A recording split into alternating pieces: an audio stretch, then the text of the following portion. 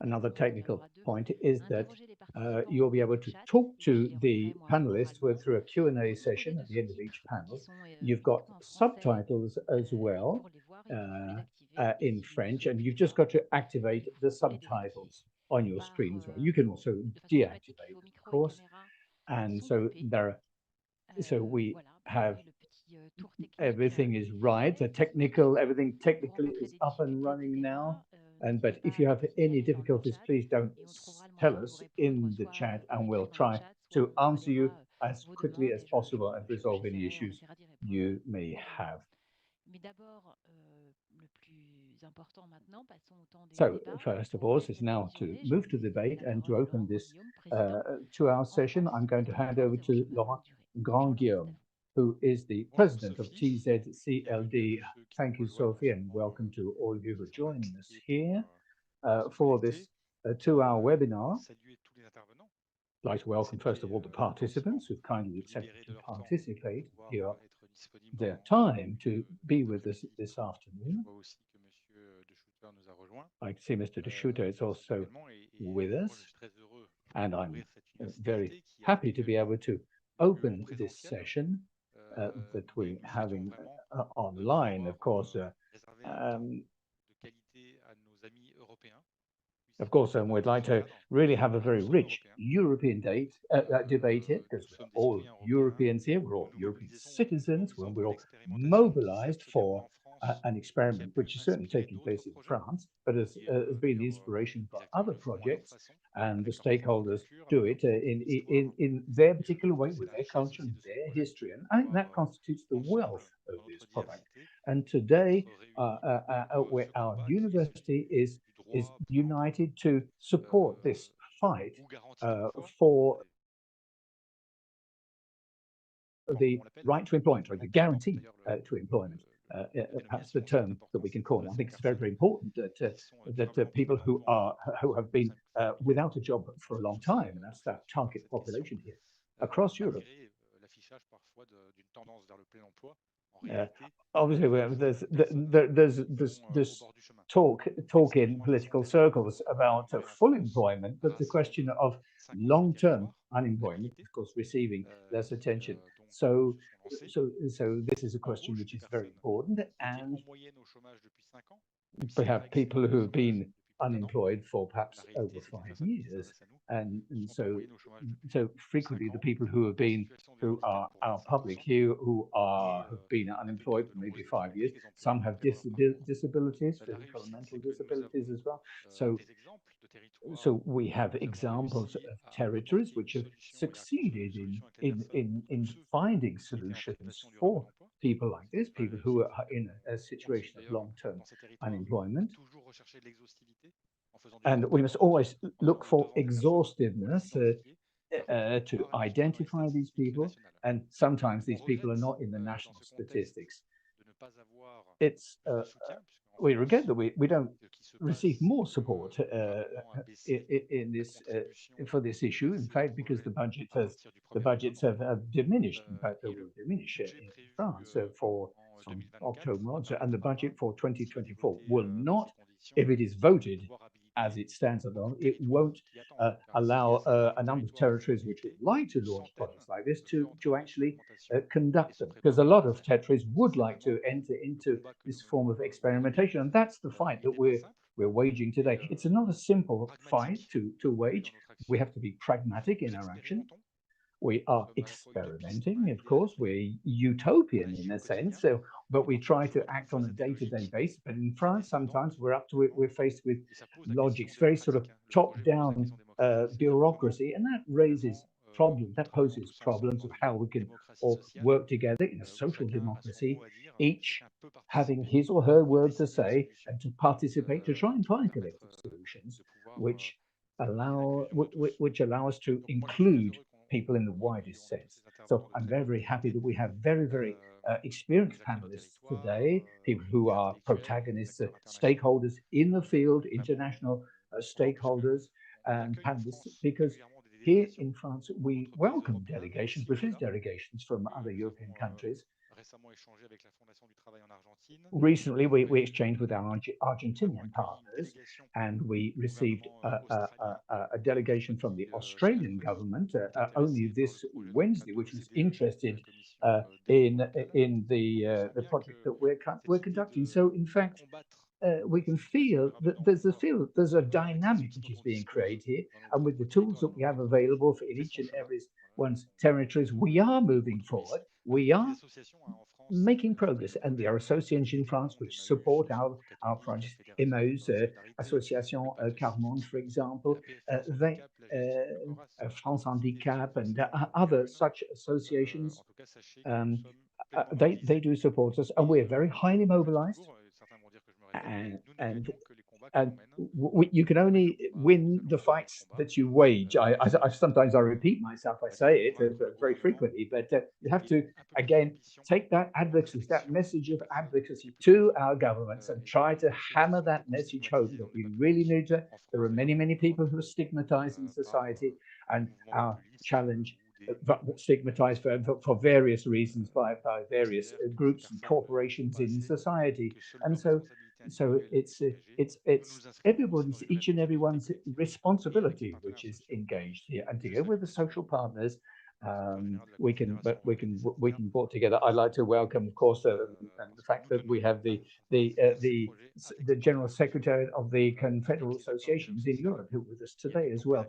It's only together we can move towards the solutions that we would like to find. So I'd like to then thank you again for your participation, listen to the testimonies that we're going to have today, and be able to progress together thanks to our collective experience. Thank you, Laurent, and you will be coming in at the end for a word of conclusion. But before concluding, we're going to debate, of course. We're going to talk about the implementation of the right to employment. Where are we now? We're going to go to Belgium with Muriel Noro, who is a project leader in the Wallonia region, the southern Hainaut. And we will have Lucas Lena, who is a researcher at Oxford University, Andrea Chiarina, who is Associate Professor of the Sociology of Economic Processes and Work at the Sapienza University in Rome, and we will have Philin Edborough, who is a project coordinator for the European Coalition for the guarantee of employment. She will give us her views on the European Union. So we'd like to start with you, Muriel, until 17 projects already started in Belgium. Perhaps you could tell us, first of all, what in your territory, where are you stand at the moment? Well, in Al Sud, experimentation began when we started to select the project. Since 2017, there's been a real will for a political will, a will from the trade unions to drive this project forward. So we have two projects in two micro territories. One is an urban, one is a rural one. Well, the local committee for employment has been working since 2018 now, and the work actually began even more so from 2019, and now that the selection has been launched, there's been a call for projects which is co-financed by the Wallonia region and the European Union. The selection was announced of the award winners in 2023, so the projects can now go ahead. So the local committees meet once a month.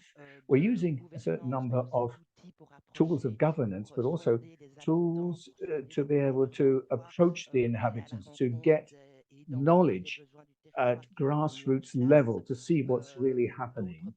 And we have other associative partners in the territories, they're involved.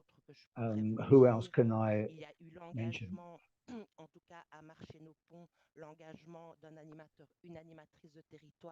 We have now a territorial animator, a group leader who has been named, in fact, and of course, so that's moving things forward as well. And at present, in fact, in Marchienne, we have various. We have a project which is called RICO, Do It Yourself. I suppose we could translate into English. That's a local project which is underway as well. And more globally in the Wallonia region, there's already been a meeting between the project leaders in order to create an exchange of experiences.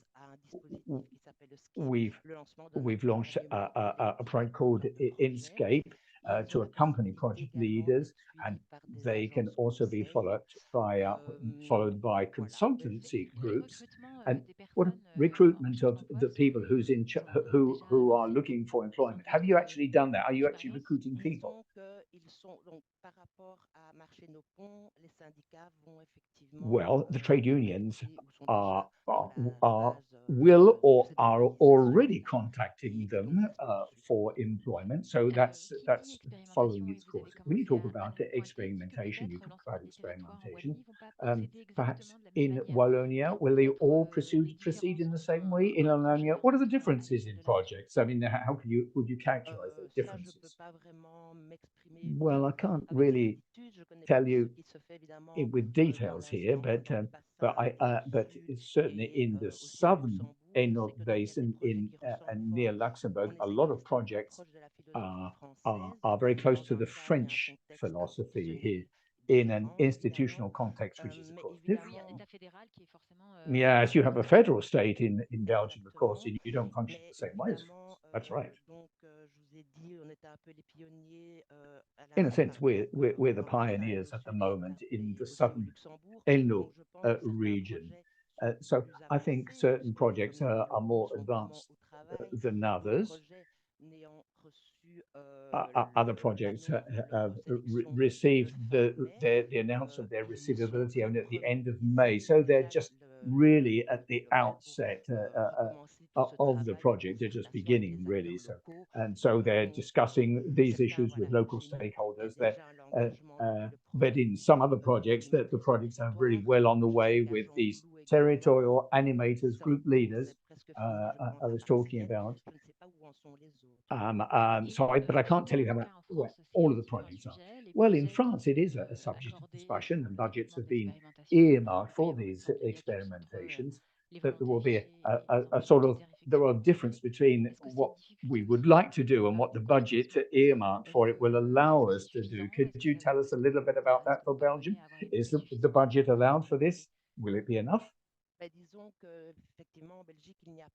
Well, in Belgium, we don't have an actual budget line which allows us to fund this. In fact, in nomine. So we'll sort of try to patch up the budget with funding from here and there, if you like, so that the project leaders have the financial wherewithal to be able to achieve their goals. It's true that the financial framework on the European level does imply a certain number of constraints. In terms of some projects and some aspects of projects can be funded, others not. So there's this. It means that all the upstream work about qualifying the projects is very, very important.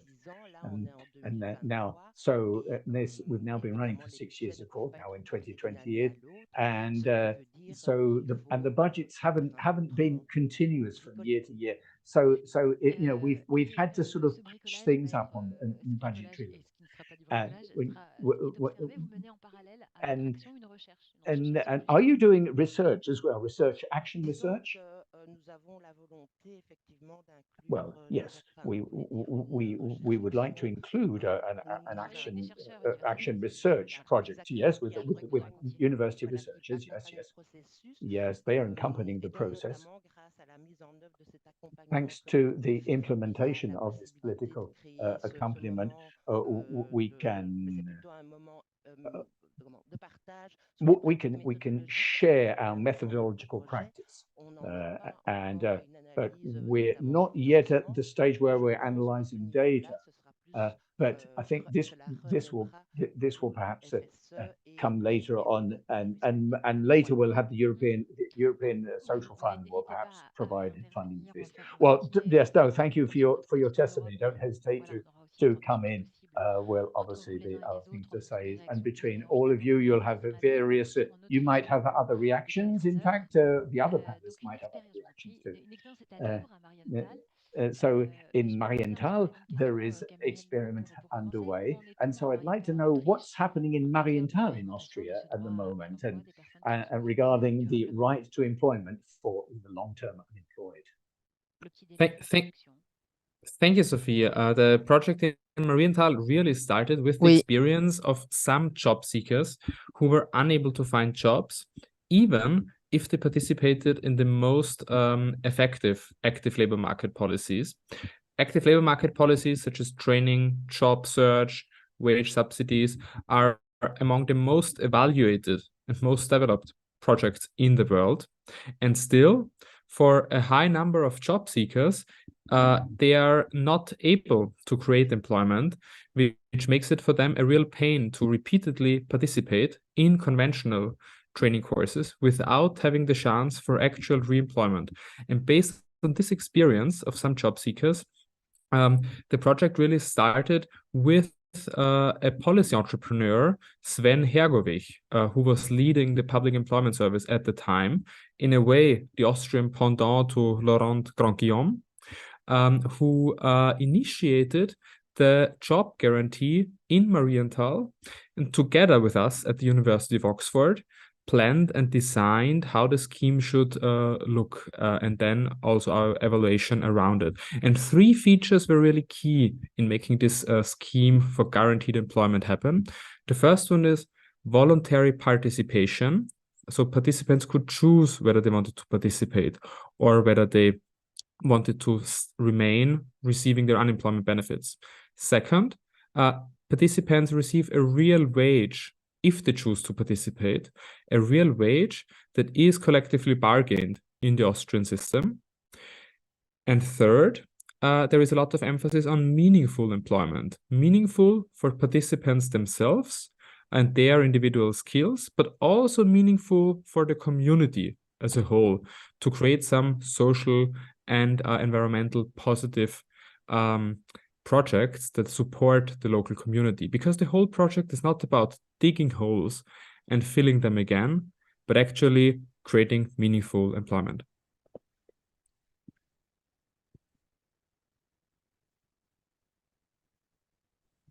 Et vous menez, pour suivre ce projet au fil de l'eau, une recherche pour are you conducting research for to accompany this project to evaluate its efficiency? Absolutely. So over the past 3 years, we have evaluated the project along 3 aspects. We have carefully looked at what happens to people's economic and social well-being. We have also looked at whether the effects last over the longer term and what happens to people simply from expecting a job offer, their anticipation. And third, we've looked at whether there are any spillover effects on other people in the labor market. And what we have found was that creating employment did support long-term unemployed to increase massively their economic well-being, which is not mechanical since participation is voluntary, but also through employment, people had a lot more psychosocial stability in their lives. Second, we have found that even expecting a job when you're unemployed helps you already in your life satisfaction, but that the effect of getting a new job does not only make you better off in the short term, but actually the effects last over the long term, over years. People are in a better psychosocial condition, better socially integrated. And third, we have found that the effects of the program have led to the creation of additional jobs. That is a very important concern because, of course, ex ante, one cannot be sure whether the jobs would displace existing jobs or create additional ones. But the jobs created in the Marienthal job guarantee were additional jobs created that have essentially eradicated long-term unemployment in the municipality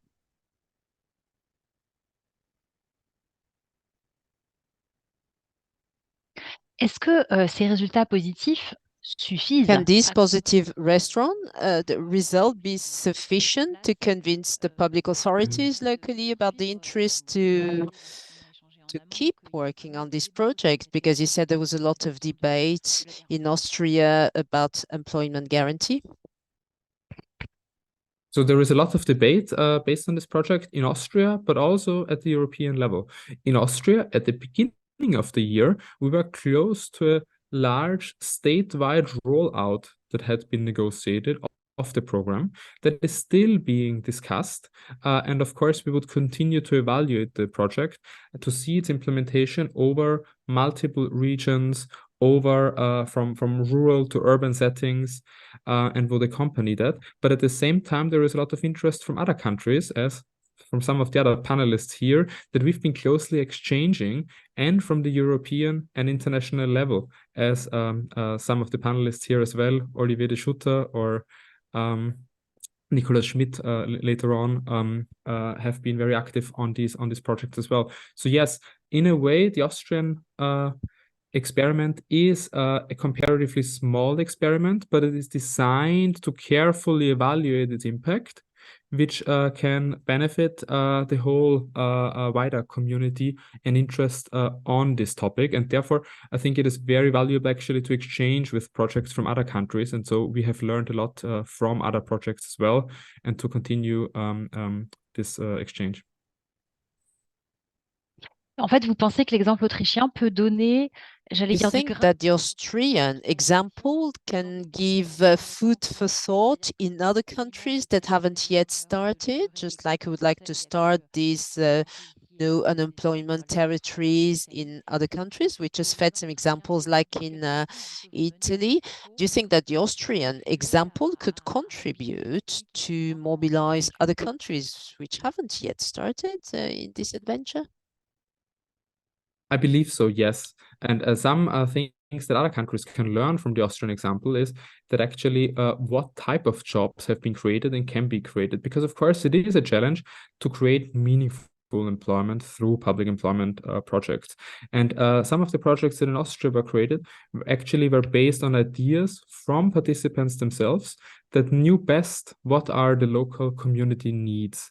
And these participants came up with some ideas, such as, for instance, some of them worked in the local kindergarten and school in facility management, or on an animal psychotherapy services for children that could be expanded through the work of job guarantee workers. Others have, for instance, set up a public food and herbs garden where local residents could pick fresh vegetables for their free use. And again, others have worked on the renovation of old furniture and of old apartments with a carpentry workshop that again may have some beneficial social and environmental contributions.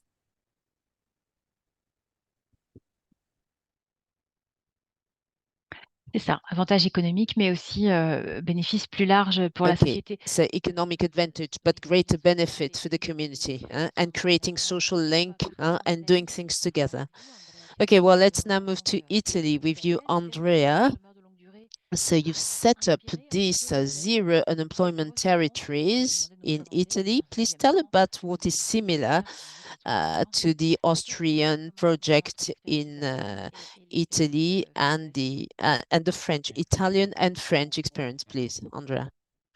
As I said, I'm going to speak English, but first of all, I'd like to express my gratitude to all the organizers, especially Laurent Grandguillaume, mais aussi Jean-Beau, and all the friends of the Territoire Zéro Chômeur de Longue Durée. Thank you for this invitation and for your support in the very early stage of our project that is called Territori a Disoccupazione Zero. And this project was inspired by your experience, your experimentation, both in terms of general objectives and also in terms of methodology. And our project is called Territorio di Disoccupazione Zero. In English will be or is Zero Unemployment Territories. And basically, it is a sort of, it will be it is a sort of new scheme of direct job creation in the social economy, and it was founded by the Italian National Recovery and Resilience Plan. And more specifically, this is an interesting point. It falls under the urban regeneration investments on two periphery of Rome, Tor Bella Monaca and Corviale. These are two of the poorest and problematic neighborhoods of the city.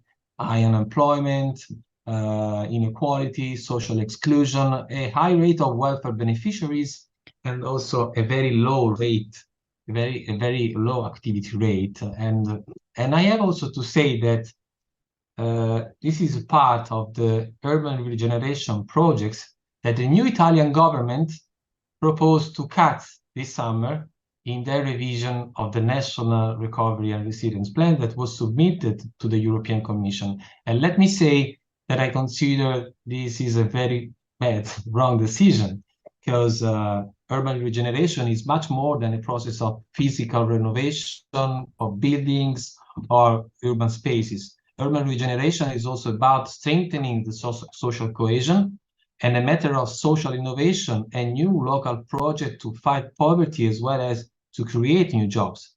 But this is what we are doing, this is what we are working on. And we are, despite the announcement of cuts, our project is moving forward. And so I can share with you some how we are proceeding with the municipality of Rome, that I want to thank for the support in the last months. And I want to go to the point you asked me. Eh bien, allez-y, je vous en prie, bien sûr. Expliquez-nous comment vous travaillez avec une municipalité. Oui, je vais vous répondre.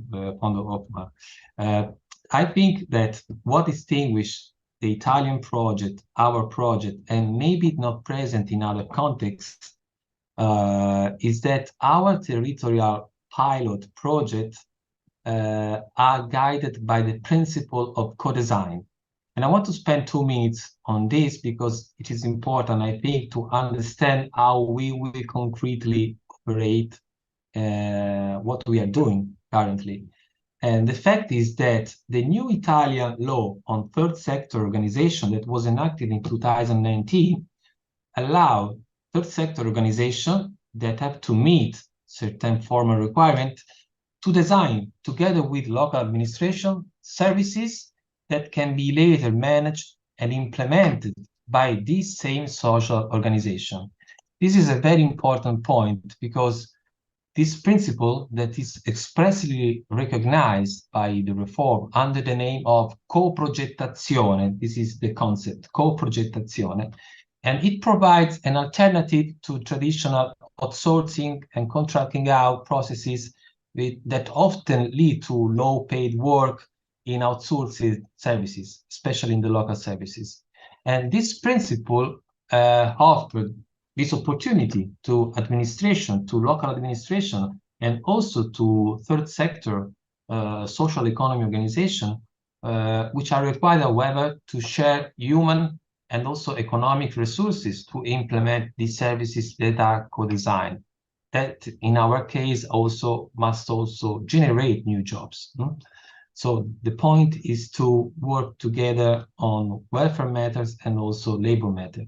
And this is how we are working here in Rome. At present, we have different thematic panels in each of the 2 quarters I mentioned, Tor Bella Monaca and Corviale, green growth, welfare, social services, culture, just to mention some of the main thematic panels we are working on. And we are closely co-designing with the social actors a territorial strategy to boost, to create new employment and also new social enterprises, starting from the many different local needs we are mapping and we are working on. And of course, I want to also to spend a minute on the question of the fund, the national fund. Of course, having a national or better would be a European fund to complement this project would be a significant step to extend the experimentation and also to allow these social enterprises to be sustainable in ensuring decent work. And we all know, I think we all know that the major risk in such a kind of project is to promote projects that then fuel the trap of low-wage work, especially considering that many of the jobs that are created in France as well as in Italy, but I think also in other European countries, tend to fall into the wide spectrum of the so-called low-end services, care, recycling, trade, local services. And these service jobs are low in productivity and often are also low paid in the labor market. But they often perform essential functions. They are jobs that are crucial for social cohesion. I mean, I want to say that they incorporate a high social productivity. But for mainstream economics, only economic productivity counts. And I think that such a kind of project, and as well discussion of job guarantee, should also serve us to affirm not only a different approach to active labor market policies, but also a different principle of social value of work. That is, I mean, the idea of measuring and compensating work not only according to the economic productivity they perform, but also to the social value they generate. This means recognize the social impact of many of these essential jobs, of many of these local projects, as a driver for inclusive growth. And would you like Dès to... lors dès lors qu'il y a cette dimension sociale, comment est-ce que vous définiriez ce droit à l'emploi en Italie? How would you define this right to employment if it's not only this economic dimension? I think it is a crucial point for active labor market policies and what kind of jobs we want to create in the social economy. I think, first of all, such a kind of project, they represent an alternative to the traditional and mainstream supply-side active labor market policies that often only focuses on promoting employability through incentives, training, without considering the specific characteristics of the territorial labor demand. And this is one of the main points, because as a result, the supply-side active labor market policy at the local level continue to fund supply-side programs such as training, internship, and incentives that do not generate employment. In Italy, active labor market policy has produced poor results in terms of job creation because of the lack of dedicated intervention and investment towards the labor demand, especially in region and territory marked by structural and persistent lack of labor demand, jobs, and also enterprises. So the question for us, is not only providing incentives or bonuses to favor employment or startup. The crucial point is to promote the creation of new labor demand, and only as a second step to define the appropriate active labor market policies and training useful to meet this labor demand. This is one of the core point of our project that is going to be developed in Rome, starting from a very huge analysis of the local needs. Then, after this kind of analysis, work together with the social actors to define a territorial strategy to create new labor demand. En fait, j'ai le sentiment en vous écoutant, merci beaucoup, monsieur. Well, thank you very much. But when I'm listening to you, I think that a universal definition of this right to employment should encompass meaningful employment, territorial involved in territorial projects, but still specific and very close to the needs of the territory at local, regional, or national territory, or even a town level, as you've spoken about Rome. Isn't that difficult to combine these universal values and the very local peculiar needs? you seem to have created bridges between these different European initiatives. Tell us, why is it necessary to allow European projects to discuss, to exchange? Is the idea to create a European model that could be transferable? An answer to this question. But I think the Pardon, point. c'était la question s'adressait à Philine. La réponse, Sorry. Voilà, donc je disais que depuis plus d'un an, elle avait Yeah, for more than a year, you have been creating bridges between these different European initiatives and to highlight all these different ways of addressing this issue. But why is it necessary to create such bridges?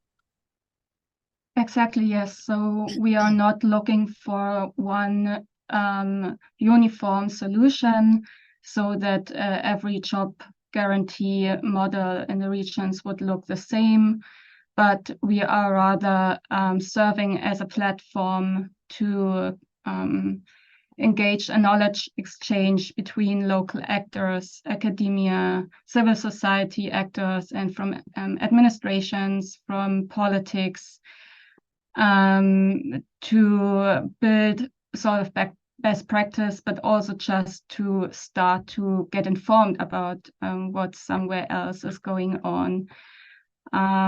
So far, there's little knowledge exchanged. Many of the projects are communicated in their respective languages, for example, in French or in Polish or German. There are even different names for the same theoretical model. So, for example, in Berlin, we found that there is already a project in place with more than 1,000 participants, but it was called universal, a basic income. It was called Solidary Basic Income, which made it somewhat difficult to know in another country that this model even exists. That's something we have been doing. And we've also supported this platform work with explorative research to build more knowledge from, or provide more knowledge from, the perspectives of various participants in our online survey, but also on the streets of Berlin in qualitative interviewing, which on the one side delivers some interesting insights and supports the argument that discussing or modeling or realizing job guarantee models in some regions or as local examples is indeed important and interesting, but it also can support discussions where it's not in places or spaces where it's not so much known yet.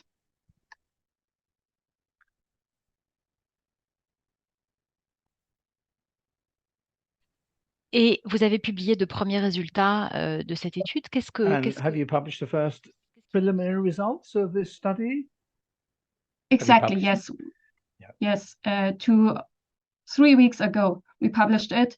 It's available online on our coalition's website on job-guarantee.eu. And it's accessible as a PDF download for free. Should I summarize some interesting insights, 2 or 3 points?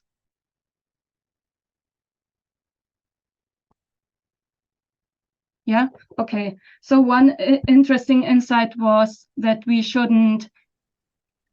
went to the research. So we as a grassroots organization, most of us are voluntary, do this voluntarily, and come from a sort of leftist political background where we have had many conversations about the labor market and green transitioning before, but we also thought that people would be so would have become in the recent years so unmotivated to discuss about labor markets that they wouldn't even want to talk about it very deeply with us.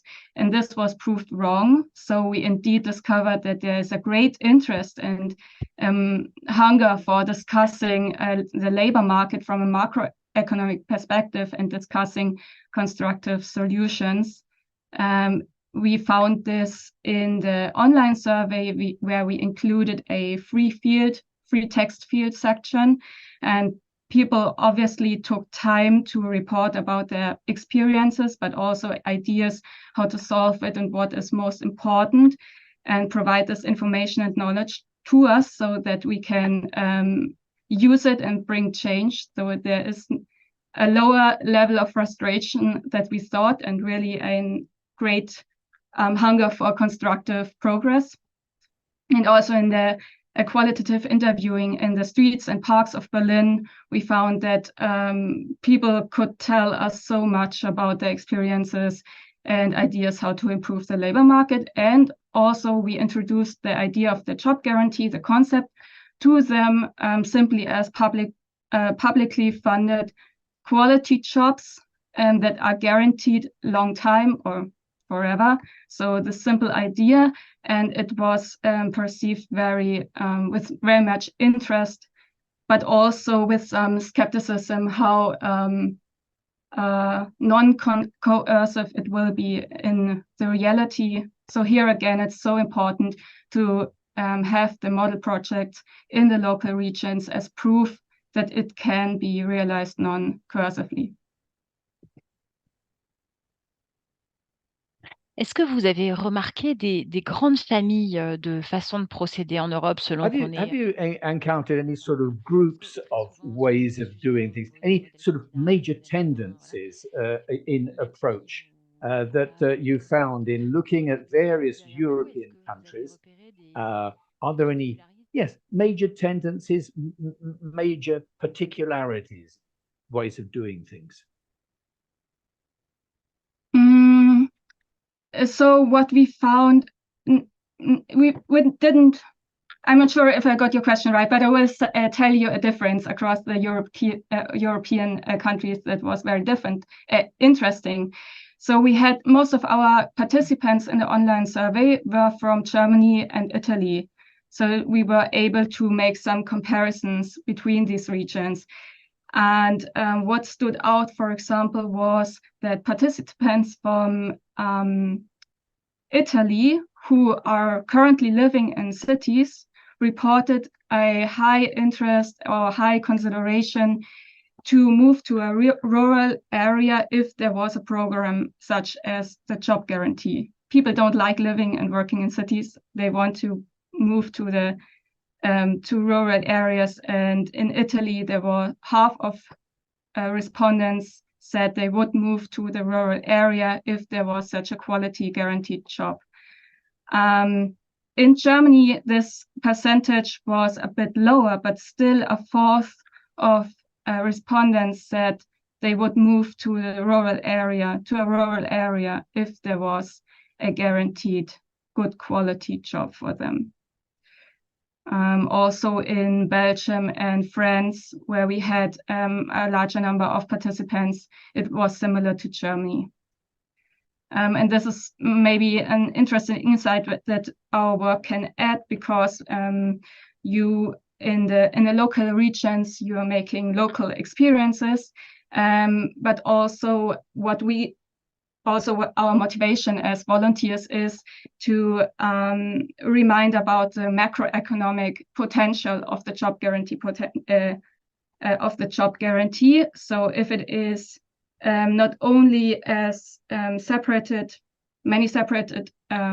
model projects in regions or local, if it is not only handled as local projects, but also handled interconnectedly on the European level, sort of, there's a great possibility to steer macroeconomic effects. For example, allow people to move to rural areas when there is the opportunity to have good work there with the families, or for whatever reason, just to be not in that crowded city, for example, which may be a good motivation for many. and it's also possible to further push the green transition if these many single projects are coordinated.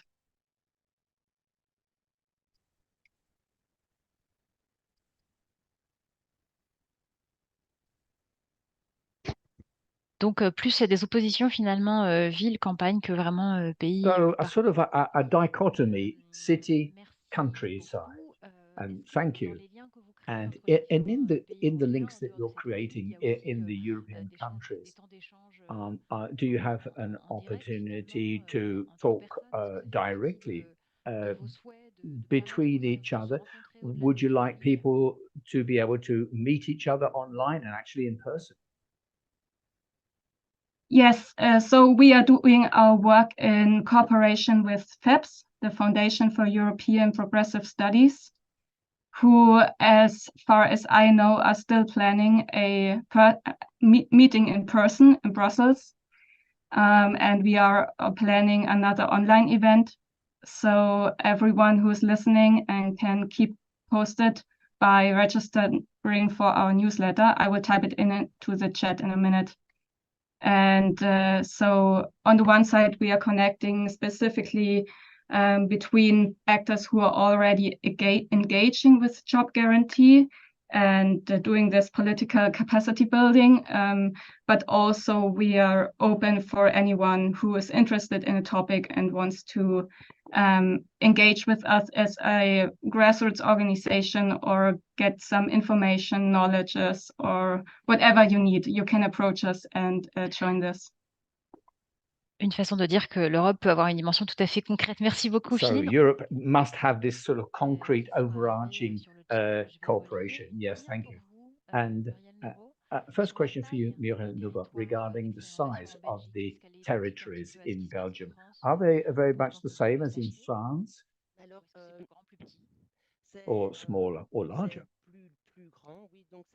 They're larger. The units up to 15,000 inhabitants, in fact, and so the projects are somewhat different. It depends on the size of the commune, the size of the quarter of a town or a city, for example, which is targeted. And sometimes there are groups, communes, small communes come together, but with the European Solidarity Fund, there have been a call for projects regarding a project that will be conducted in Wallonia. This concerns getting people back into employment. An example. So this project concerns jobs that have already been outlined upstream. And regarding the budgetary question, regarding the South Eno area, our budget contains the global budget contains the running costs and the salaries for 5 years. And we also have a full-time contract, which are open-ended contracts also, and that's already been accepted by the trade unions who are stakeholders in the project. Yes, thank you. Thank you for this reply. We've got another question which concerns different territories, and maybe several of you can answer this question. The people who are deprived of employment, what role can they play in the whole global European construction? What can we do to allow them to actually actively participate in the overarching construction of Europe? In Austria, for example, is something planned in this way to allow people to participate in such a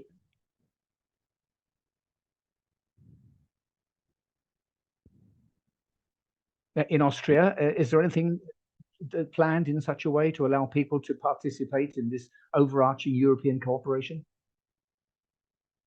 That's a question for Austria, Lucas. So this is still on the table, and this is still being discussed, and it will depend on the Public Employment Service. Generally, the Public Employment Service funds its activities through its own budget, which is state financed. But whether they will participate in the European project is still on the table and is not decided yet.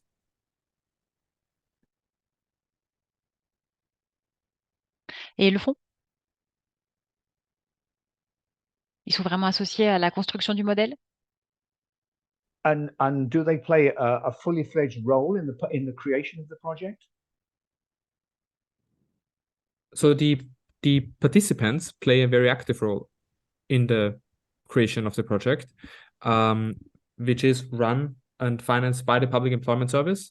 And then a service provider that works with the Public Employment Service hosts the social enterprise, in which participants do actively propose useful activities and do co-create their jobs. Mm-hmm.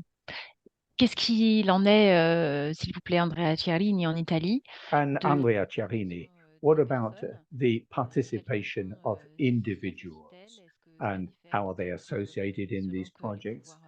And and are the public authorities involved, and as such, to what extent, and how can individual citizens create these projects? Yes, we're working with the local associations to develop these projects. We haven't yet encountered the beneficiaries of this welfare.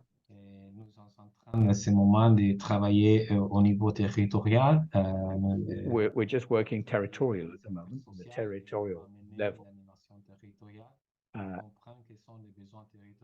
to try to understand what the needs of the territories are and to develop a territorial strategy. Philine, it's always difficult on the European level to get European citizens to participate in this way. Have you imagined sort of a way, whatever way it might be, a way to get to individuals participating in this construction, this European construction? Of course, you've studied a number of countries, but do you have any ideas which would allow people to achieve their own job employment and guarantees? So I personally believe it needs much more active engagement by people with resources to reach out to people and create spaces for people who are unemployed or long-term unemployed or have an interest in the European level, whether they have knowledge before about the EU or not. But it's so difficult to understand what is going on in the EU and what some report or some statement or some model project means. So I believe much more education and proactive work from people with resources is required. In the online survey, we included a question. It was, what if there was the implementation of a job guarantee, which level would you prefer? The EU level, the national level, or the local municipal level? And most of respondents choose the European level, that they would prefer it. But then we asked in the next question, what level do they think is realistic? And the proportions changed. So there was only a small proportion left who believe the European level is realistic. And there's some dissonance. And I think it's also from a personal experience, not only within people who might not have the education, but also among people who are working a lot all day, or are middle-aged, or have mostly engaged with national or local politics and have little understanding what a European initiative could even mean and what their role could be in there. So I don't have I'm not sure about the solution. There's so little time until the EU election. Of course, I would wish Pas d'inquiétude. would be a great topic in the next EU election, but there's little time to compensate for this gap. Autre question importante qui nous a été posée sur le chat. Another question concerns the ecological transition, which can create new employment, new opportunities for employment. Can this ecological transition be profitable for the cause of offsetting long-term unemployment? I don't know, would anybody like to come in on this point? One of the panelists? Yes, ecological transition is very important because it can lead to the creation of new jobs which meet the needs of this transition, ecological transition. But it requires investment. There has to be investment to make this work. And that's why territorial strategies must be planned in such a way that these funds can be leveraged properly in order to achieve the goals and achieve these social goals. Another question linked to that. It questions non-competition. The question of non-competition, it concerns certain jobs that might not be in competition with jobs that already exist. So this clause of non-competition, is it applicable elsewhere? It certainly is in France, but Philin, for example, what's the situation, for example, in Germany and across Europe? The example in Berlin is like in France, where the jobs are also built to be not a competition to the private sector or existing public sector. But for example, our coalition partners from Poland, they are currently planning a job guarantee model for a region that requires a solution to getting away from coal quickly and building jobs in this transitional process. And this is indeed a factor for where the priority is about transitioning and the priority is about getting good jobs, and the interests of the private sector are not, or the concerns about competition aren't that important. So I think the examples show that job guarantee can be built as non-competitive to the private sector, but also it can be argued, and I believe Olivia de Schutter says this too, that it is a missed potential to not build a competition to the private sector, because the competition can build in a way that the private sector has to argue why the people should work for them by building good quality jobs, by building decent wages and reliable working conditions. And for example, in Germany, there's such a great need for that, but I believe in other regions too. And yeah, I'm excited to hear what Olivia de Schutter says, because I was happy to read this argument in his report.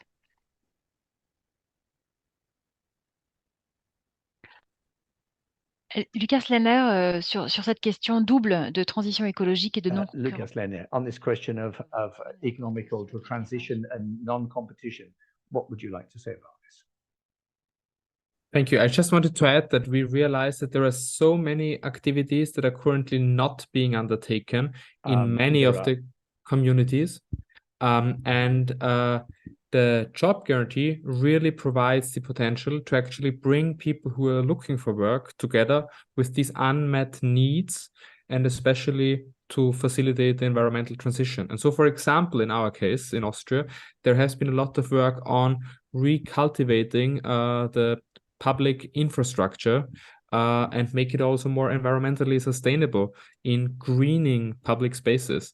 And this is just one of many examples, but bringing together unmet needs that are out there, but that are currently not being solved by market forces, but actually with the job guarantee, allowing many people who are looking for work to contribute, which can be a win-win situation.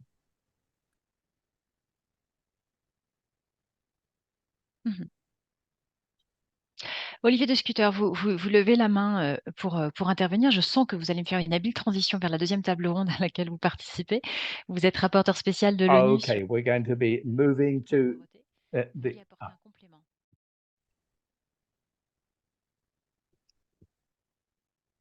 Oui, merci Sophie Massieu. Et d'abord, je voudrais saluer la fluidité avec laquelle vous conduisez ces échanges. Well, I'd like to thank you for the fluidity with which you're working here. It's very, very good. I'd like to come in here because I think apart from the model that TZCLD is adopting, where we're trying to avoiding all the risks of the private sector, there is a different approach. In fact, I'd like to think Philippe was saying this. We can look at things the other way around. We can reinforce the power of negotiation in a particular geographical sector, thanks to the alternative which is proposed by these jobs which are financed by public funders. Let's not forget that the way salaries are set, unlike an idea which is frequently bandied about, it's not just a question of supply and demand and where those curves cross over. It's not just that. It's a question of forces involved. That's to say, salaries will be higher if the workers who would like to apply for jobs or other alternatives are better paid, but the salaries are lower if they're in a situation of complete dependence.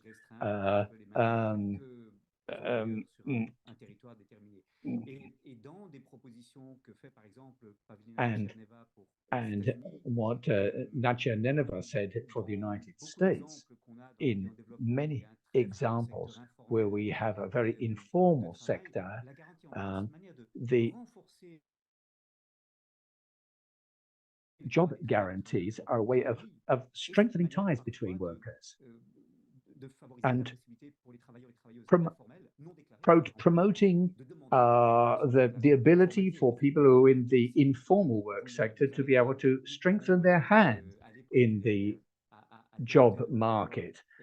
And that's certain, and to be able to obtain work in the public sector, for example. So I think, and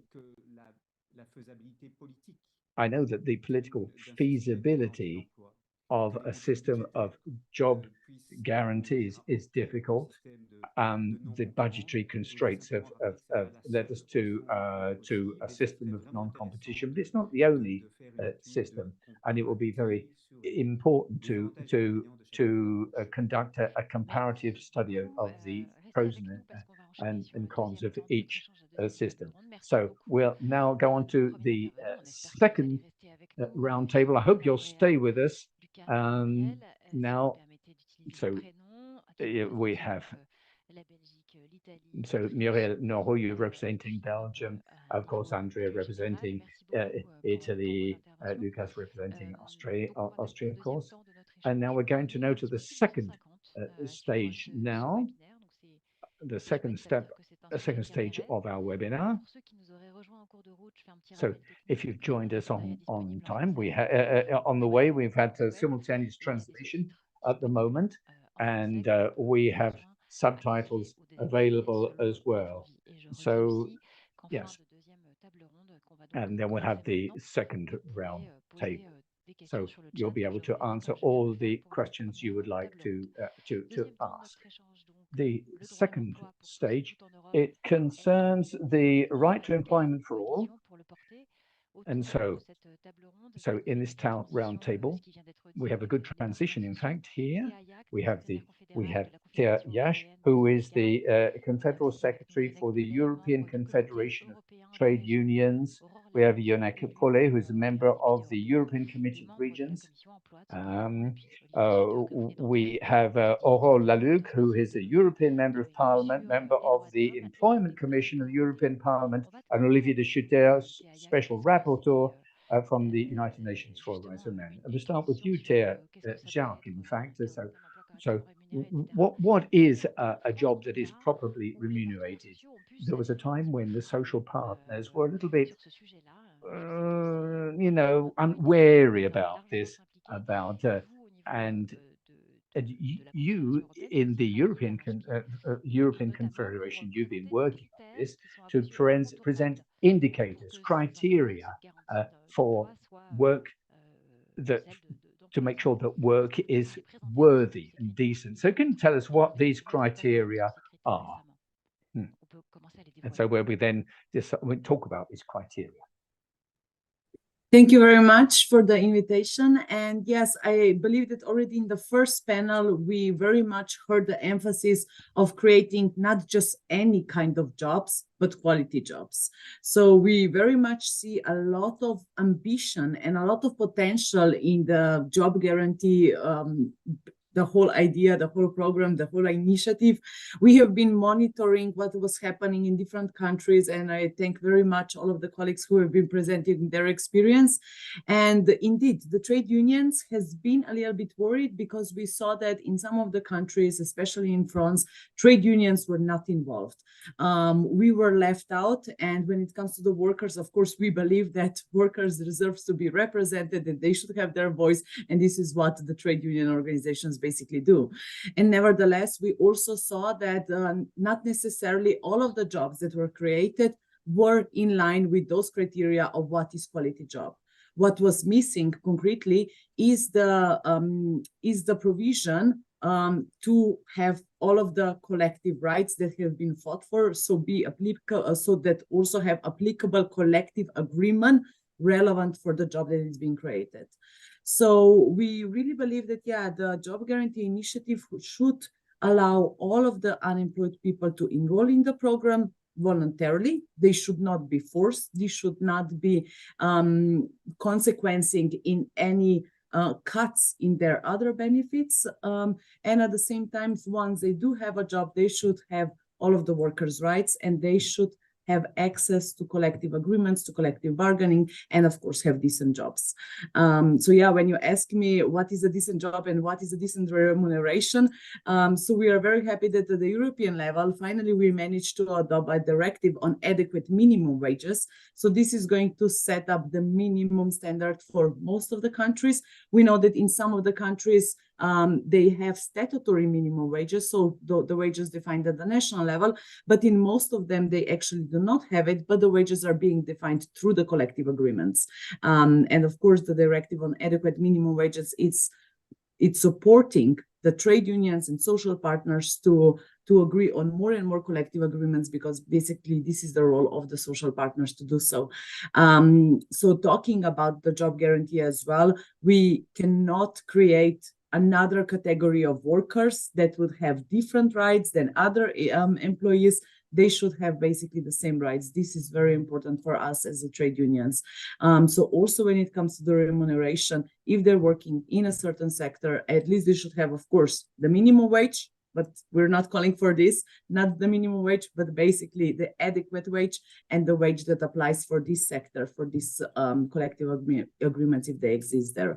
But of course, the remuneration, the wages, it's not the only aspect. When talking about quality jobs, we should look at the social rights as well, all of the benefits, health insurance, sick leave, vacation period as well, rest period, occupational health and safety, of course, but also inclusion in all of the other social contributions, also the benefits in the case of unemployment, if they leave job, if this job is being lost, of course, they should be eligible to get the benefits for the unemployment. So those are just some of the aspects. And as I said, we see a lot of potential, and I think that trade unions in different European countries are already getting in touch with the service providers, with public employment services, and we are very eager to see where this initiative is going to get its momentum also at the European level.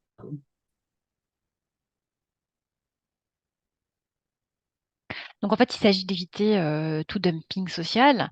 Avoiding social dumping, then that's what you're saying, I think.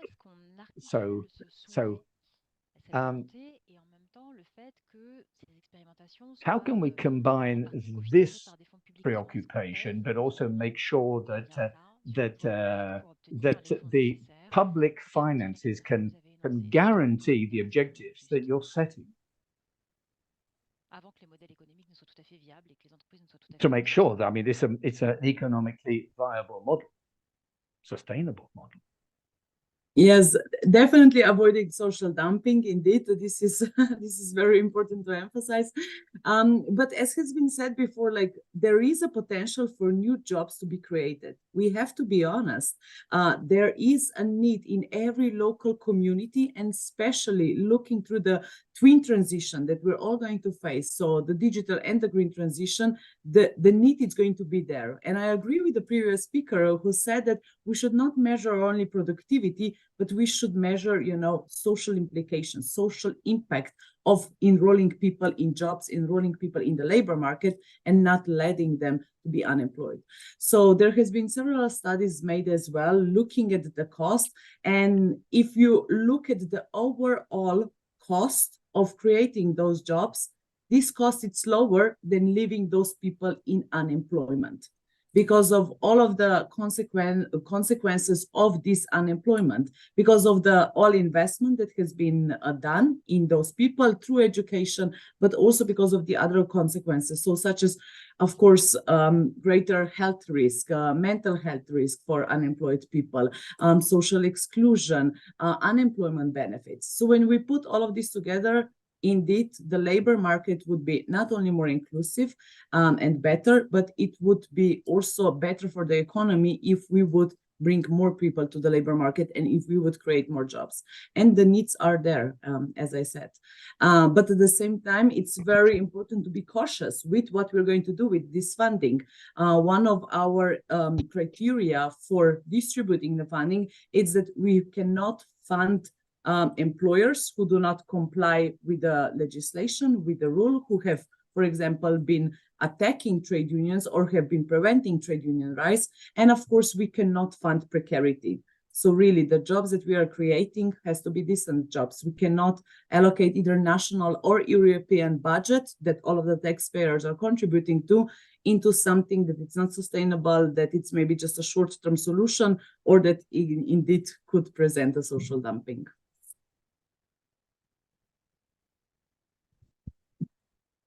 Merci. Vous pourrez sans doute réintervenir au travers de la séance de Well, questions. you'll probably come back in as we move on. Now, Yonek, in your report, you created criteria, you set down criteria, and one of the criteria is to show that nobody is unemployable. That's very important. So that nobody is unemployable, everybody can be employed. So is this, perhaps you could talk about these criteria that you've established. Can you hear me? Yes. Merci, mais d'abord, je voudrais vous remercier pour l'invitation. Thanks for the invitation.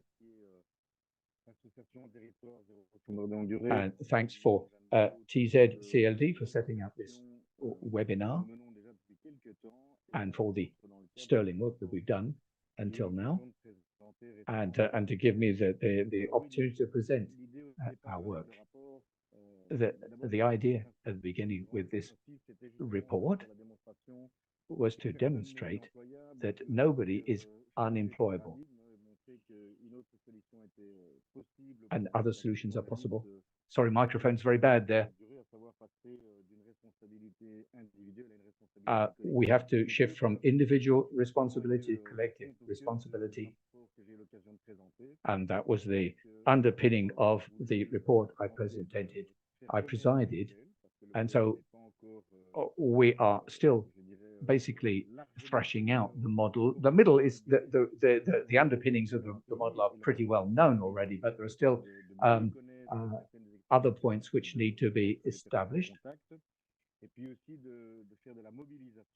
And we've got to create mobilization as well.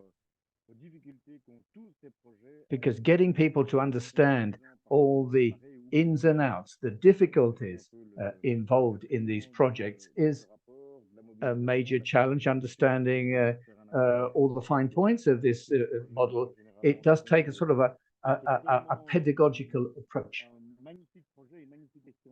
So it's a great document, and we hope it can be rolled out in a trans-European level in order to guarantee employment at local level. Yes, this was underlined earlier on, in fact, by all of the projects that all have been presented, in fact, today through the Austrian project, the Belgian project as well. And of course, we know that in France, in fact, that through what you're saying regarding the objective of your report, this question of employment, it's not just a question of individuals. It's a collective issue. Sorry, I missed the beginning of the debate, and so I didn't listen to Laurent's introduction. I won't repeat what Laurent said. Probably said. Nevertheless, in Europe, we've lived in a phase of austerity. Austerity that came out of the financial crisis 2008. And the response that was made across Europe to the 2008 crisis was to compress wages and to tighten wages.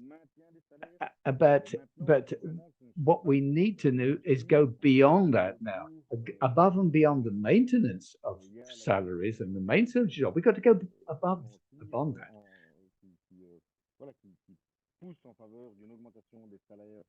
And certainly that is a reason why we should be increasing salaries at the moment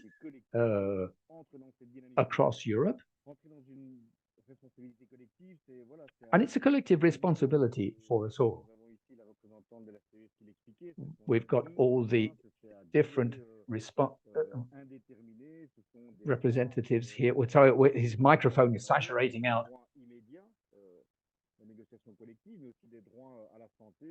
Well, there's the right for employment, there's the right to employment, the right to healthcare, there's a right to all sorts of other issues as well, important social issues. So, and when we talk about collective responsibility, everybody has to mobilize to achieve these goals.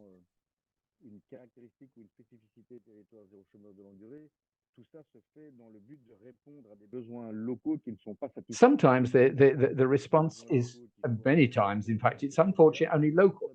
Very laudable local initiatives are taken, but it still remains only local. So if we can go beyond that stage to achieve a much more collective form of action, then that's how, or networking of actions, for example, and then that's really the way forward. Yes, networking, common working, but also but are we arriving at sort of a point in time where these trans-European actions can take place? Yes. Yes, there have been some major progress recently on European level. And Nicolas Schmit, for example, will talk about this. There have been a number of certain progresses made. There's the guaranteed minimum salary, for example, across Europe. There are also other dispositions which have been taken in the labor market, which have been advances as well, social advances. And it would be good if people who have an employment which comes out of TZCLD, that they should have their own particular status, recognized status, which, and I think we're at a moment in time which is a very profitable moment in time where this cause can be driven forward. There have been a number of experimentations that have been made across Europe, and we've heard talk about those today. But I think now we need to just go one step forward and sort of transform the try, as it were. And maybe I don't want to anticipate what the other panelists will say, but I think that really the moment in time is right to be able to do this. Now now is a really perfect moment in time to do that. And with a majority European Parliament, which can drive that cause forward. Yes, of course, very, very important, in fact. And now, Laurent Grandguillaume, you're a European Member of Parliament. So what sort of evolutions have you seen, in fact? Do you think this is the right moment now? Is it this is the right here time and now, and the right that moment where we can things get should this cause happen now? to market? Hello, everybody. Well, thank you Thanks for for this this invitation. I'm sorry, And I have the feeling I'm speaking to we're family in a members happy time here because because we've we seen have a lot already met recently over the last few past few years to promote. Oh yeah, Jeanne, to promote this idea of employment guarantee in zero unemployment territories. I don't know if we have reached the right moment for that, but I think we must always fight for these ideas we believe are fair, are right ideas. At some stage, we see how the political or economic situation does that everything is going to change. And this is what happened at European level about unemployment guarantee when I arrived in the employment committee in the European Parliament. I was the only one to support this idea, which I thought that the social democrat family knew, because in fact it started from this. This is an idea that was promoted by the social democrat family. So first of all, I had to work to organize conferences, draft working papers for my colleagues to understand this idea. I think we had an initial commission with Mr. Schmit, Commissioner Schmit, and he said, but I cannot give employment guarantee to people. How is that possible? Everybody will come and claim a job. And of course, this was more than logical, but later on we kept working together and we received support from AFEPS. We had the European ESP, social, and things moved forward in parallel, and there was this snowball effect. And at the very end, we ended up with a social democrat group which is 100% convinced about these zero employment territories, and because UNEC organized a meeting in Paris where the European MPs have been introduced to that experiment, and they grasped the benefits. The result of this experiment is not so much of an experiment, more of a practice, a good practice.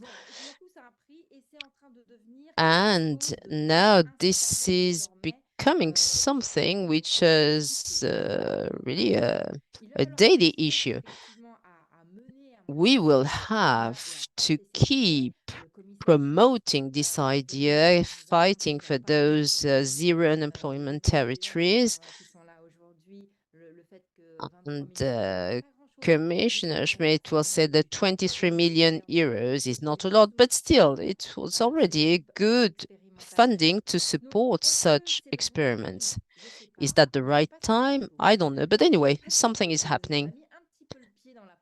And it seems like we must definitely not reduce our effort, but on the contrary, to keep pushing to promote different employment policy. I think this is the strength of these projects, even if we're coming from different universe, economic, we all have different background. I come from more of a macroeconomic world. Still, we end up agreeing on same proposals, and the fact that unemployment is not something people do voluntarily. Whereas we've always heard a lot of moralizing type of discourse, and if you unemployment, it's not the society's fault, but it is your personal fault. And thanks to this employment guarantee, we somehow changing this discourse, and this budget of 23 million euros is important ideologically. So how do we go from these intentions into tangible actions? How can we imagine employment guarantee at European level to make it a guarantee and not just like a Friday afternoon speech? Après, c'est difficile à dire. Non, mais c'est pas, je Of m'adresse course, pas. we will continue. Of course, I'm not asking this question to you alone. Me or other people in the European Parliament will have to keep promoting this change to bring this awareness, to explain this idea, to make it popular, to make it understood, and to have European members understand what we're talking about, and to bring the European Commission to grant funding. So this was what I would call a cultural battle. Let's say the fact that we have to promote this idea and to bring it under focus. And this is, I think we have been successful, but now the second step will be to bring a better defined guarantee, and now focusing at local level. And this is where we'll start working in the harder part of the job.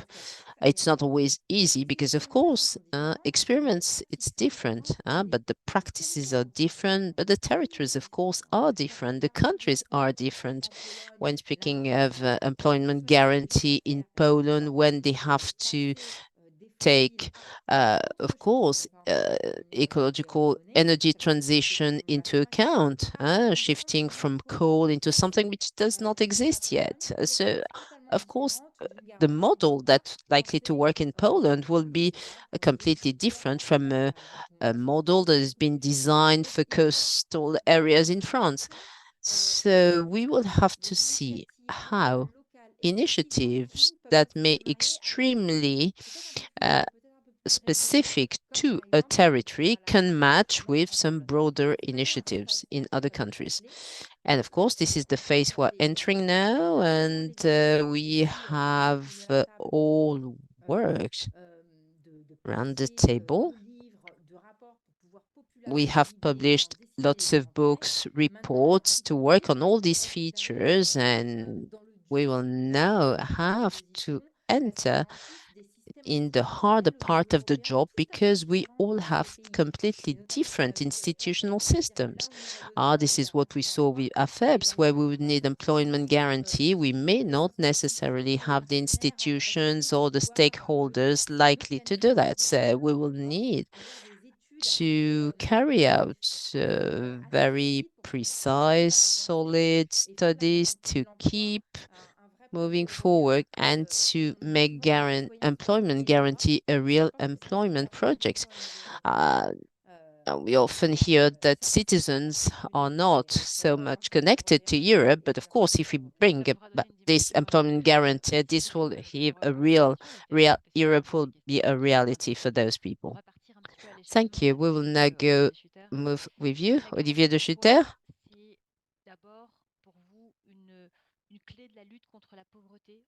For you, is that a key to fight poverty?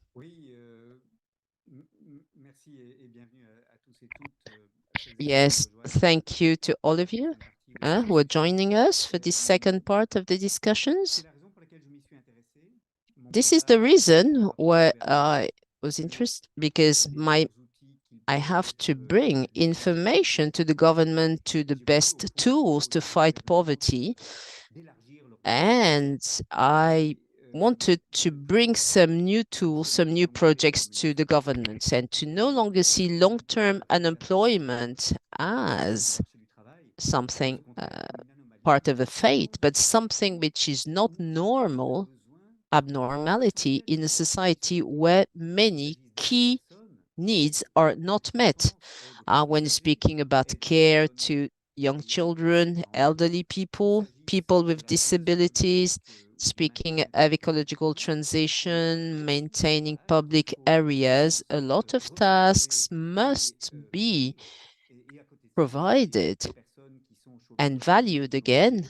And we have long-term people who've been unemployed for a long term, who may not have the right skills the companies are looking for on the private market, but who can find pride in meeting these needs, the community, for the community.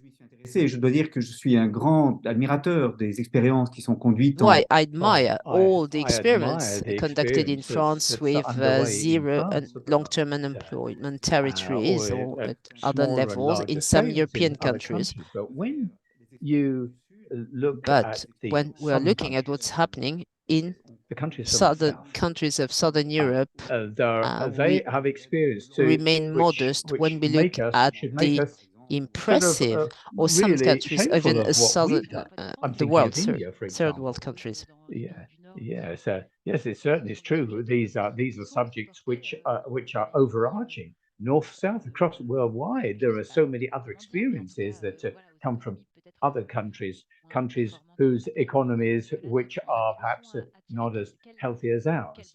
So what sort of underlying principles of good practice could we in fact develop?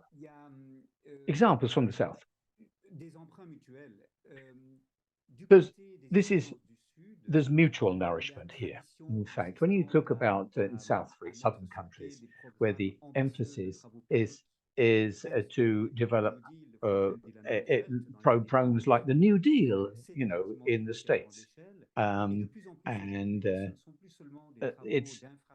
it's no longer just a question of infrastructure or that sort of thing. What they're doing now in these countries, they're creating jobs in culture, for example. South Africa, for example, they're reinforcing the capacity of schools to deal with all the challenges that schools face, for example.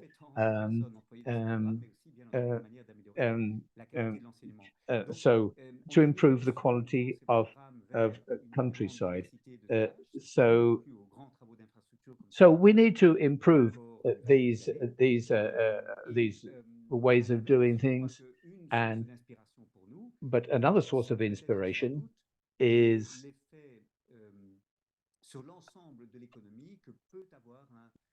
so we could develop a program which is well designed, and as I was saying a few minutes ago, in the first part of what I was saying, in fact, in a lot of countries, the rules concerning the minimum salary are totally unknown, and much work is informal. So if you have a guarantee, a job guarantee, which at least guarantees remuneration equal to the minimum salary, it creates pressure on the company owners to create employment that is paid at a suitable level, and it's a way of raising the level of social protection in a country. I'm talking here of projects at national level, not the sort of local projects that are those that are TCCLZ projects. We were talking about the issue in Europe, and in fact, so Olivier, you have a view of what's happening in the world. In fact, can you see a link between this fight against poverty and the fight to alleviate the problem of ecology at the moment, the ecological transition? Yes. The first thing I would say is that thanks to the ecological transformation, some jobs will necessarily disappear, or for which we would have to find alternatives. For example, jobs based on fossil fuels, the extraction of fossil fuels. But lots more jobs now will be created regarding renewable energy sources, public transport, social infrastructure, transport infrastructure, where more jobs will be required and more employment. Reforesting, the reforestation of areas, reclaiming of lands, etc., and so on and so forth. So we're going to have to make sure that this ecological transformation is achieved as quickly as possible. Otherwise, we will lose jobs and people will fall by the wayside and will fall out of society. So some people may have to be actually paid by society so that they don't fall out of society. And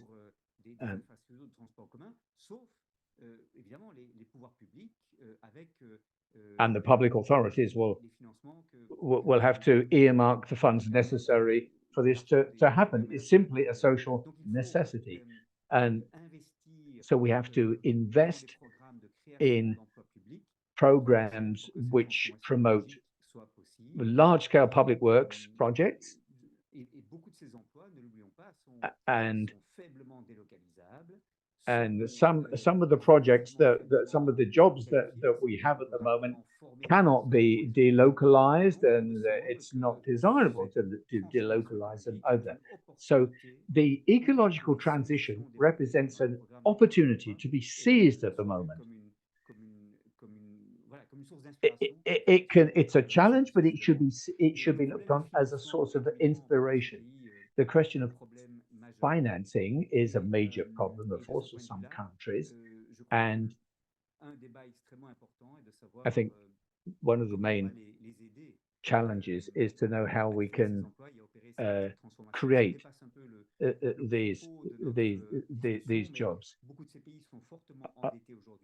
A lot of the countries are highly in debt at the moment, and so one of the issues for the future is how we can accompany these heavily indebted countries to achieve this transition too.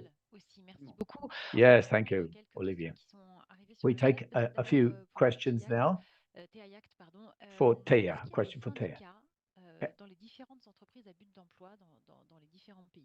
Are there any trade unions which are specifically devoted to this sort of action, creating employment for people who are in precarious situations? Thank you very much. I would say that most of the trade unions across Europe are getting aware about this initiative and are getting more and more involved and have positive attitudes toward it. I can already say, like trade unions in Austria and in Germany, they already recognize the potential, but also because the initiative has been there, implemented already. In France, they were a little bit skeptical because of the experience that might not be the best, but they are willing to give another try if we improve the initiative. And also at the European level, yes, we're very, very much involved in this. And like we are also very much looking forward to hear from Commissioner Schmit to understand better what is the potential of this initiative really becoming the European initiative. Can we encourage most of the member states to really work on this? Or is it going to depend more or less on the local initiatives in different countries? So I would say that, yes, trade unions are on board. We also believe that a strong partnership between the social partners and public employment service and other providers, also NGOs in local community, is crucial. Because if we all join forces, if we all come together, then we can really, first of all, understand the needs of the local environment, but also the needs of unemployed people. We also need to make sure that we can reach out to them, that this program, it is going to be available also for the most vulnerable one. So maybe also low-skilled workers, also women, maybe mothers who are staying at home, who are not even registered at the public employment service, maybe young people, but also people with disabilities. So we see a huge, huge potential in this. And this is why I would say that, yes, trade unions are willing to contribute in the design and, of course, monitoring and implementation of the program.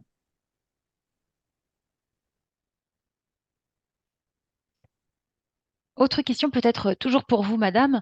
Comment Another question for you, Thea.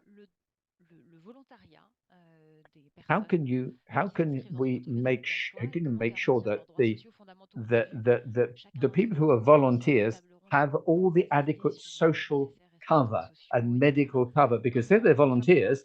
How can we make sure that they get that cover, so that and that they can have a statute, a recognized statute across Europe? In fact, is that an achievable goal? So now we're talking about volunteers. If I understood right, the interpretation? Non, pas les bénévoles, non, pas les bénévoles. Le volontariat des personnes embauchées. Le Volontariat? D'accord. Le caractère volontaire, enfin le choix, le libre choix des personnes. Voilà, on va dire ça comme ça. The free choice of people. Okay. Okay. Yes. How can we ensure that people's free will to be employed in these structures is guaranteed? Thank you very much for clarification. Yeah. Okay. So about the free choice of people. What we believe it's very important, of course, that yes, we have to encourage people to register at the public employment service. I believe that here the public employment service play a crucial role. And here we also need to be a little bit honest, saying that we need to reinforce the role of public employment service in the local communities, because many times they are lacking staff, they are lacking resources to work with all of the unemployed people, and especially with long-term unemployed. So I think here they play a crucial role. And then it's mostly linking the opportunities. So finding those unemployed people and then linking them with opportunities, presenting this as an option. A lot of unemployed people are eligible to get some kind of unemployment benefits. And we need to make sure that even though they refuse to accept the job, if they refuse to accept the job guarantee, they will not be cut from those unemployment benefits. Because otherwise, if we would force them to take this job, we would be in another system that, very honestly speaking, would be called slavery, because you cannot force anybody to accept or to work somewhere where they do not want to. So we need to rather present this as an opportunity for them, not enforcement, because then we're doing the opposite. Then it's forced labor, and it's not going to be accepted well among the people. As I said, as it has been presented in the first panel already, most of the unemployed people, they want to solve their situation. Because they don't want to remain unemployed, they don't want to remain inactive. They know that this is impacting their social exclusion, mental health, also physical health. So they are looking for opportunities, but it has to be presented as such. And this is what the voluntary aspect actually means, that they have a choice to accept it or maybe not and wait for another opportunity to arise. Mm-hmm. Alors, on l'a annoncé, et puis on va avoir une vidéo tout à l'heure de Nicolas Schmit qui va... We're going to have a video from Nicolas Schmit. 23 million euros have been earmarked for these prisons. So how how are these 23 million going to be used? Can anybody answer that? Oh.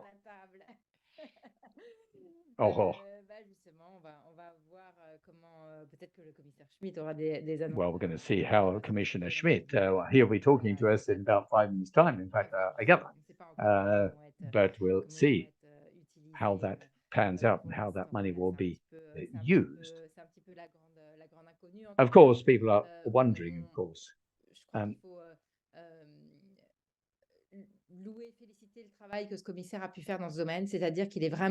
We have to congratulate the work that's already been done.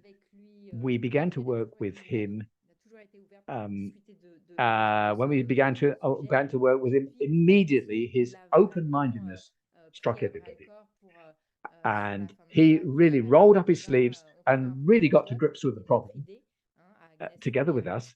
And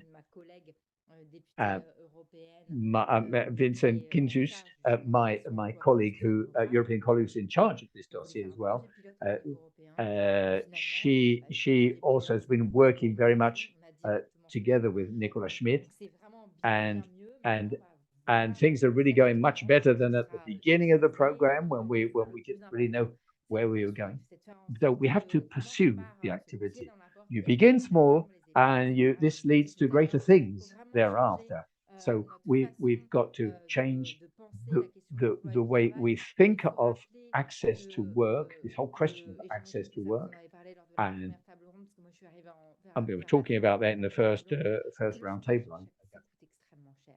We know that unemployment costs a lot of money to society. It has direct financial costs. It has so many indirect social and psychological costs to everybody involved that the whole political class right across the spectrum must grasp this question in a fully fledged manner. And these are people who frequently they don't get medical care, they don't get medical cover, and the actual cost to society is immense. Solutions like job guaranteed employment is one of many other solutions. In fact, it's not the only solution. And as Yannick was saying, well, there are different competencies which are involved here. Making sure that people have skill sets to be able to meet to be able to fill the opportunities that are offered, and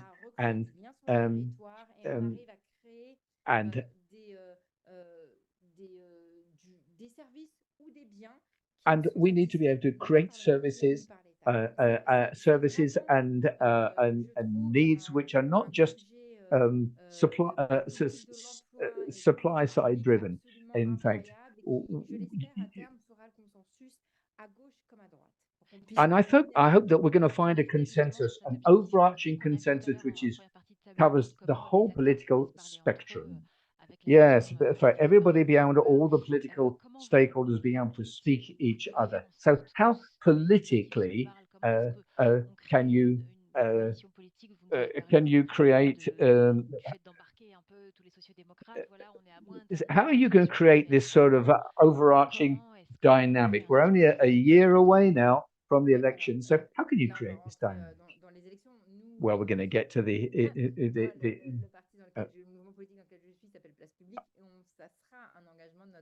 this will be one of the commitments, in fact.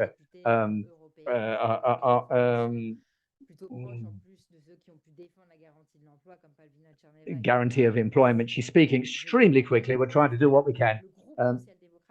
The Social Democrat group will defend this cause tooth and nail, and we defend the idea, and we're discussing it with the European Parliament about social innovations in employment opportunities, and the idea of the TZCLD initiative should be rolled out massively across Europe. We will drive this cause forward, and the Greens can come on board with this too. But we can find an alliance here. I think we can find an alliance on the right wing as well of the Parliament, because I think there's a sort of a Republican right wing which can come on board here. If I were to be speaking in French terms, we talk about the Republican right, but I think at the European level, there's also a sort of a question of that European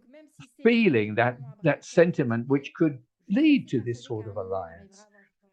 I think that little by little we will achieve it. I hope we will achieve it as soon as possible.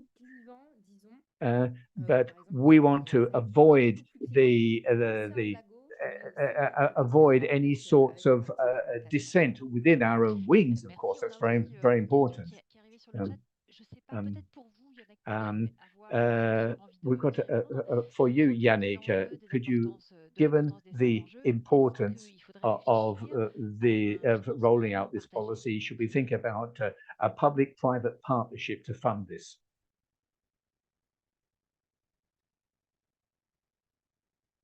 Public-private partnership.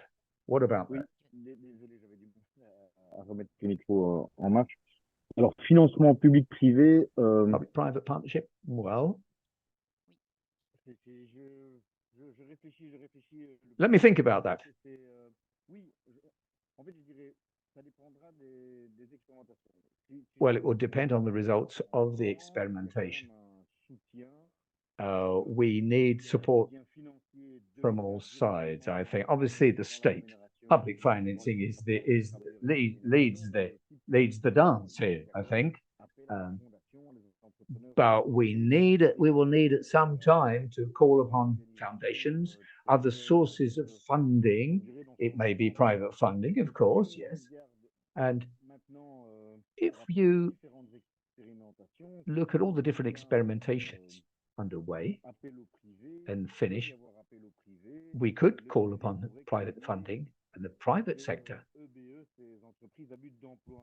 could create jobs, what were called EBA employment in France. companies with an employment purpose. Whose main objective many is countries, to create jobs.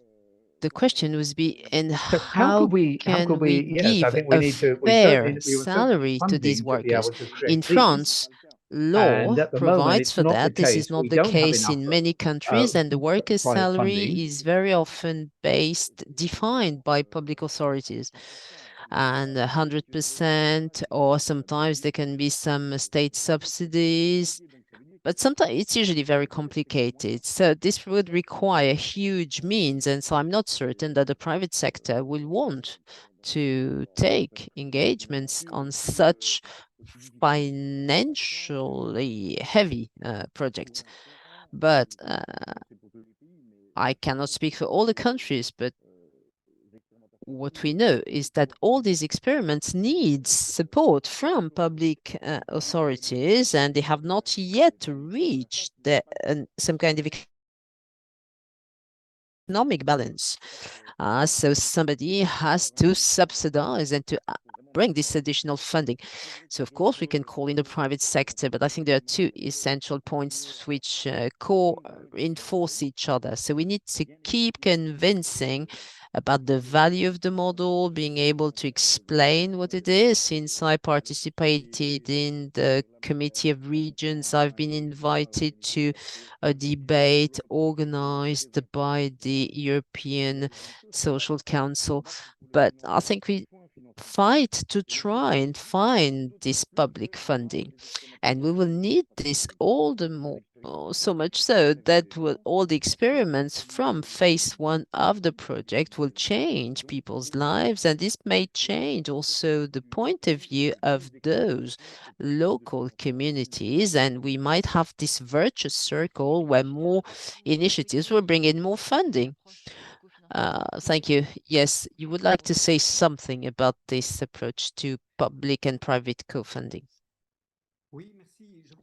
Yes, thank you. Yeah, I think the question is very relevant because the problem of insufficient public funding is a real issue. We have had cases of employment guarantee programs, which are partnership between public and private sector, where some employers who are aware that the skills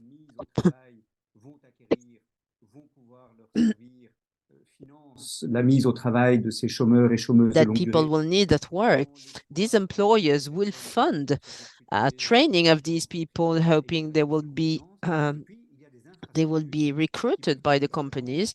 But also some infrastructures can be very useful for such companies to have people who've been brought back to work thanks to public co-funding can contribute to the development of their companies. So it is very difficult to give a very general answer because each territory situation is very specific, but we've already had some promising examples of such public and private partnerships.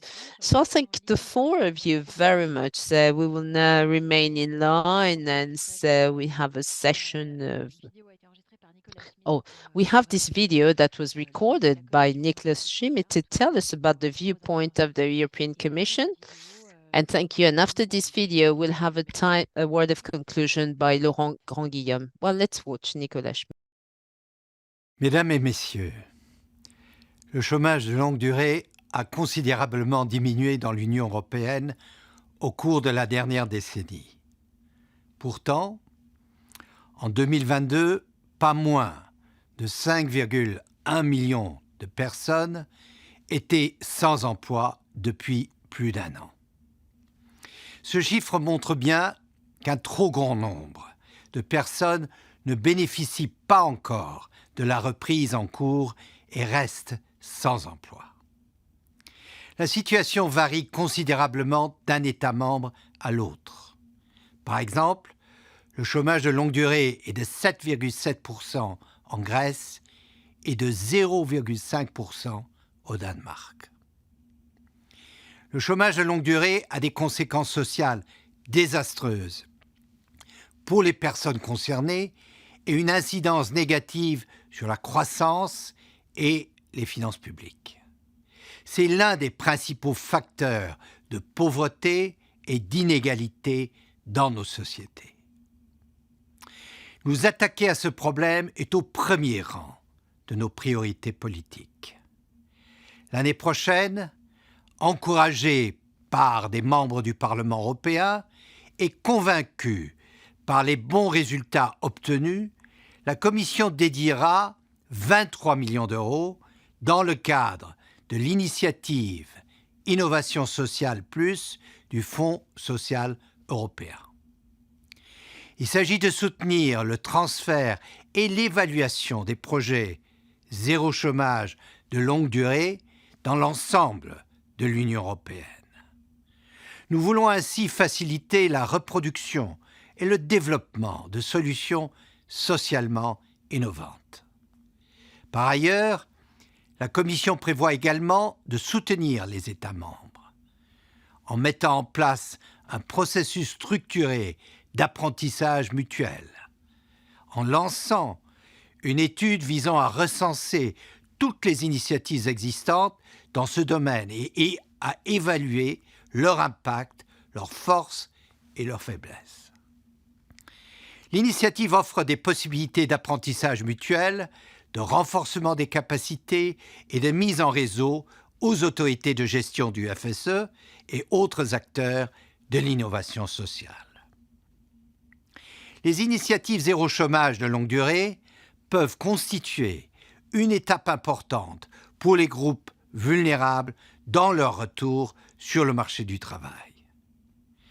L'entrée dans les dispositifs de ce type constitue une étape décisive pour offrir aux chômeurs les plus vulnérables les moyens de reprendre un travail, de poursuivre une carrière et ainsi contribuer à leur inclusion sociale.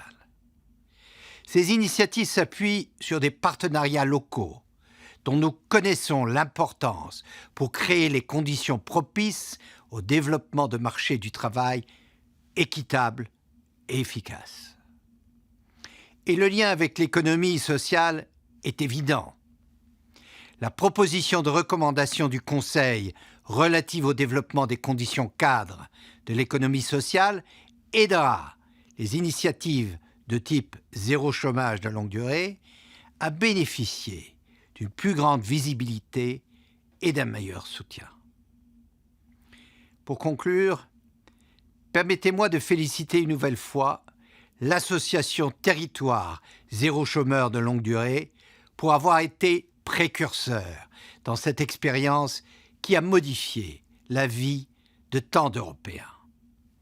Les projets mis en place en Belgique, en Autriche, aux Pays-Bas et bien sûr en France, inspirés de votre modèle, témoignent de votre succès.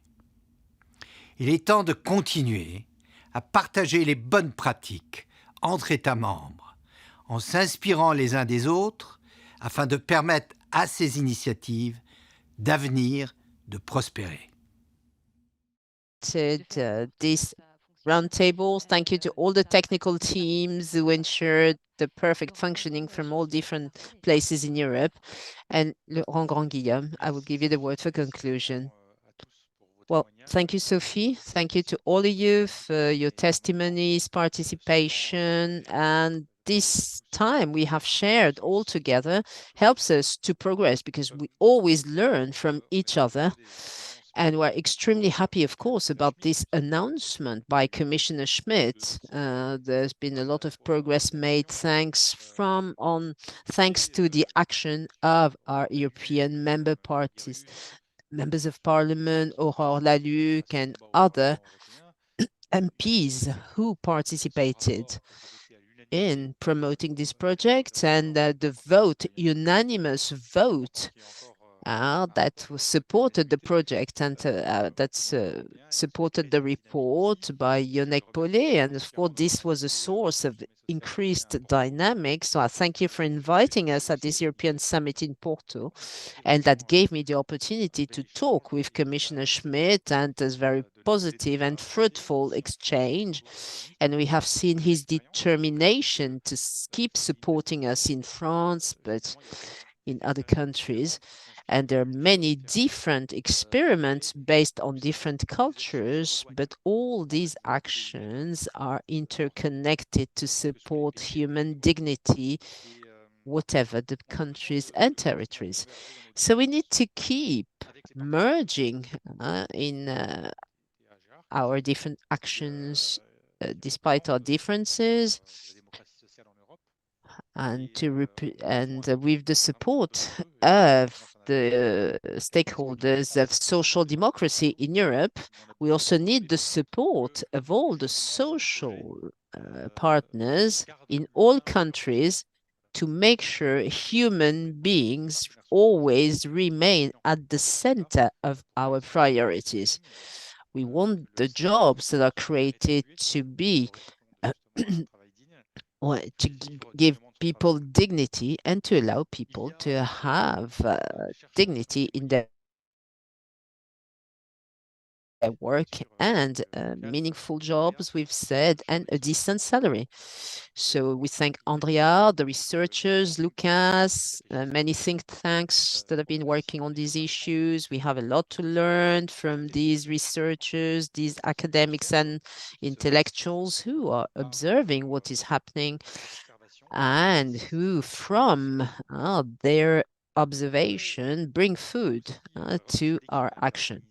I would also like to thank the teams led by Antonin Sijan. Sorry, I cannot call all their names, but they've made a major achievement because this is the first time we're having such a large-scale event online, and I think this is a great success. And I would like to thank Mr. de Schutter for making this very important report that will be a major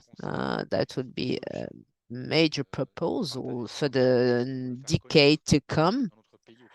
And we must now disseminate this report in our country to our public administrations, focusing on human dignity. But I think that to guarantee men and women's liberty, we must guarantee the conditions for their existence. And these are a job, decent accommodation, knowledge, and I would add a tree to this. So I would like to make a dream because I'm a bit of an utopian, as you know, and I think you all are. We all are somehow utopians, and so I'm making the dream.